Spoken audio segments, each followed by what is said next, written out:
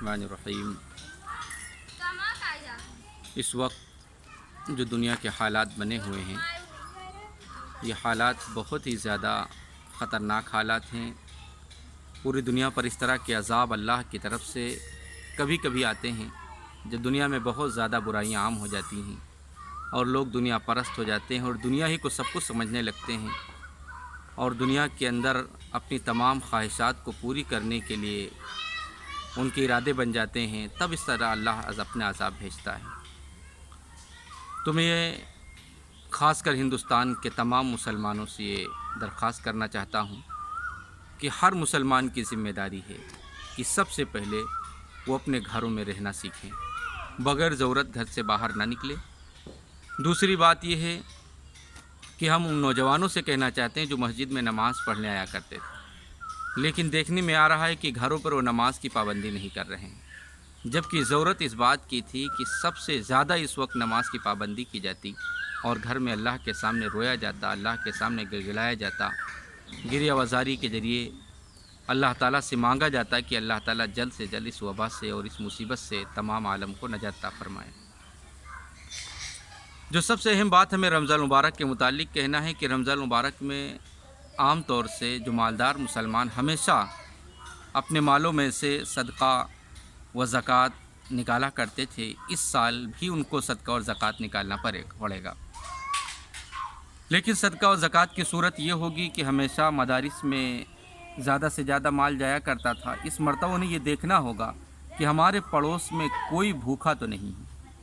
किसी भी मुसलमान के लिए जायज़ नहीं, किसी मुसलमान के लिए जायज़ नहीं है कि वो खाए पिए मौज से अपनी लज्जात हर तरह की पूरी करे, अपनी ख्वाहिशों को पूरी करे और उसका पड़ोसी कोई भूखा रहे।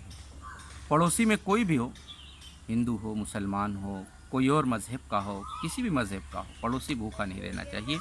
इसलिए हमारी आपकी ज़िम्मेदारी है। अब ईद करीब आ रही है, ख़रीदारी का सिलसिला शुरू होने जा रहा है। इसलिए मैं जो ख़वातीन हैं, जो मुस्लिम ख़वातीन हैं, मैं उनसे कहना चाहता हूँ कि इस मरतबा फ़ुज़ूल ख़र्ची से हर हाल में बचें और इस बात से भी डरें कि अल्लाह कोई ऐसा ना हो कि हमसे नाराज़ हो करके हमारे घर में इस बला को पहुँचा दे। इसलिए जो कपड़ों के ज़रिए नए नए कपड़े ख़रीद करके या नए नए जो ज़ेब व ज़ीनत के सामान होते हैं, जो श्रृंगार के सामान होते हैं, इस तरह के सामान हम ख़रीद कर लेके आएँ और उसके ज़रिए वो मर्ज़ हमारे घर तक पहुँच जाए, ये बहुत डरने की बात है। और एक बात ये समझ लें कि ये अल्लाह का अज़ाब जो आया हुआ है, ये कोई एक दो दिन में टलने वाला नहीं है। ये तो अल्लाह रब्बुल इज़्ज़त ने एक जगह कुरान में फरमाई, इन्ना बत्श रब्बिका लशदीद, तुम्हारे रब की पकड़ बहुत सख्त है। तो तुम्हारे रब की जो पकड़ है ये आ चुकी है और इस पकड़ से बचने के लिए अल्लाह को खुश करना होगा, राज़ी करना होगा। तो अल्लाह राज़ी इस तरह नहीं होगा कि हम फजूल काम करें और अपने पिछली रविश पर बाकी रहें।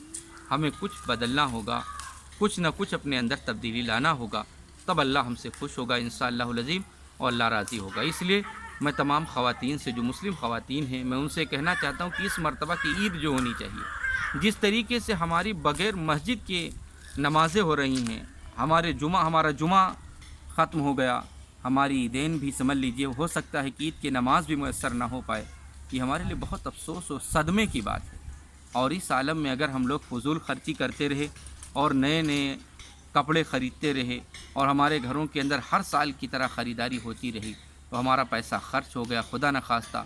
और ये जो बंदी चल रही है, ये जो लॉकडाउन चल रहा है, कर्फ्यू चल रहा है, ये तकरीबन 6-7 महीना अगर आगे बढ़ गया और हमारे लिए जो ज़्यादा से ज़्यादा कमाने के रास्ते थे वो बंद हो गए, तो हम भूखे रह सकते हैं और हमारे पड़ोसी भूखे मर सकते हैं और हम भूख की वजह से मरने का तमाशा भी देख सकते हैं। और दुनिया ने एक नहीं, हज़ारों मरतबा, सैकड़ों मरतबा भूख से मरने वालों का तमाशा देखा है। अगर हमें और आपको न यकीन हो तो हम पिछली किताबों को देखें। अभी चल 25 साल, 30 साल, 40 साल पहले अगर हम जाकर देखें तो बहुत से लोग भूखे रहते थे, एक टाइम खाते, दूसरे टाइम नहीं पाते थे। ये अल्लाह रब्बुल इज़्ज़त ने 25 से 30 साल के अंदर सिर्फ हम लोगों की ज़िंदगी को बदला है। हम अपने बूढ़ों से पूछ सकते हैं किस तरीके से तकलीफ़ें वो गुजारा करते, तकलीफ़ों में अपने दिन गुजारा करते थे और वो दिन लौट सकते हैं। इसलिए हमारी माएँ और बहनें इस बात को समझ लें कि अपने माल को बचा के रखें, अपने पैसे को बचा के रखें। उनके पास जो पैसा है वो तालीम के लिए और इलाज के लिए रखें, वो कपड़ों पर खर्च हरगिज़ ना करें।